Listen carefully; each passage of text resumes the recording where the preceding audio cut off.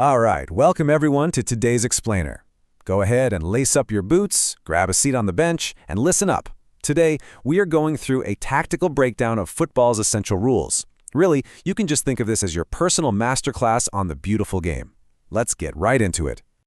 I gotta ask you straight away, do you actually know the rules? Now, be honest, because look, every weekend, millions of us sit comfortably on the couch, shouting at the television, telling the referee they've got it all wrong. But do we really, truly understand the laws we're yelling about? So, consider this our pre-game chalk talk. Before the starting whistle blows, here's our game plan. First, we'll cover setting up the pitch. Then, referees and match officials. Third, fouls and free kicks. Fourth, demystifying the offside rule. And finally, sportsmanship and fair play. Okay, kicking things off with Section 1, setting up the pitch. Every good game needs a solid foundation, and I appreciate a perfectly marked pitch the exact same way a dad takes pride in a freshly mowed lawn on a Saturday morning. And right on the sideline is the technical area. Honestly, this is a coach's natural habitat. There is a required 5-meter buffer zone extending from the touchline to allow for the team benches. And let me tell you, that buffer is absolutely critical. It gives an animated coach like me some much-needed personal space to pace around without actually wandering onto the field of play. And just think about the canvas we work on here. 105 by 68 meters.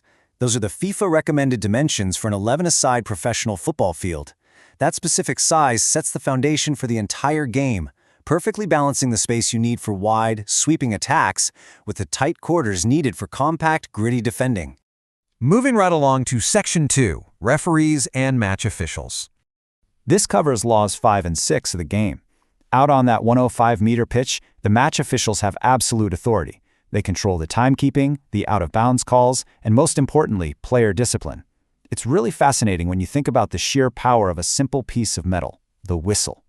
The referee's decisions are absolutely final. From the opening kickoff, which by the way, has to roll the distance of its circumference to actually be in play, all the way to the final second of injury time, that whistle dictates the entire flow of the game.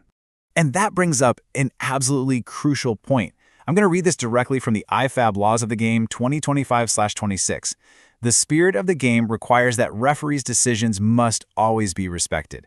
So consider this a stern but fair reminder from your coach. Arguing with the official is never acceptable. You just got to keep your head in the game and play to the whistle. Next up, Section 3, fouls and free kicks. This brings us to Law 12. Time to get the squad ready to understand exactly what happens when players get a bit too aggressive or, frankly, just clumsy out there. We need to cleanly separate the two types of free kicks. A direct free kick is awarded to punish careless or reckless actions, think kicking, tripping, or pushing an opponent. You can score directly from these. Boom, straight in the net.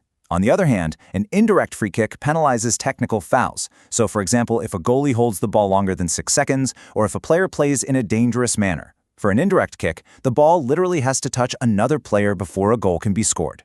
Now, when a foul crosses the line into misconduct, we start looking at disciplinary sanctions.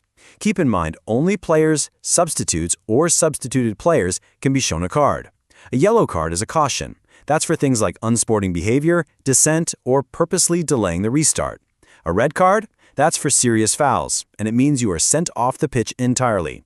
Basically, go hit the showers. All right, roll up your sleeves for Section 4, demystifying the offside rule. We are tackling Law 11. Look, I know, it is the absolute bane of casual fans, and without a doubt the most misunderstood rule in the book.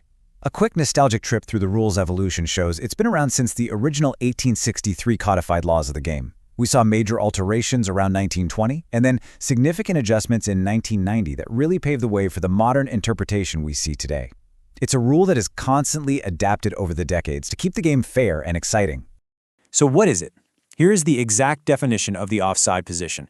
You are offside if any part of your head, body, or feet is in the opponent's half and nearer to the goal line than both the ball and the second last opponent.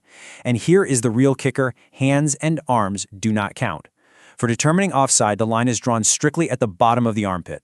So the next time you see a replay of an offside trap, don't look at the outstretched hand. Look at the armpit. But hold on, before you blow a gasket at the television this weekend, you gotta remember these exceptions. There is no offside offense if a player receives the ball directly from a goal kick, a throw-in, or a corner kick.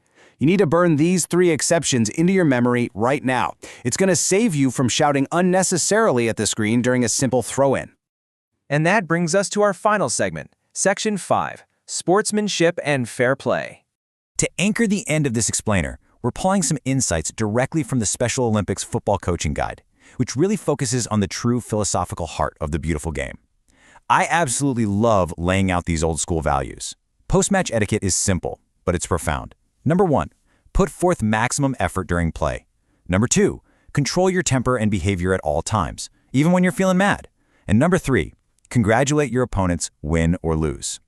True character isn't shown by how many goals you score. It's shown by how you act after that final whistle blows. Which brings me to a final question to leave you with today.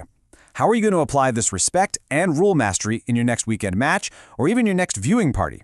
I challenge you to take these lessons of sportsmanship and tactical understanding right out onto the pitch or right into your living room. Thanks for joining me for this session. Stay focused, respect the ref, and keep enjoying the beautiful game.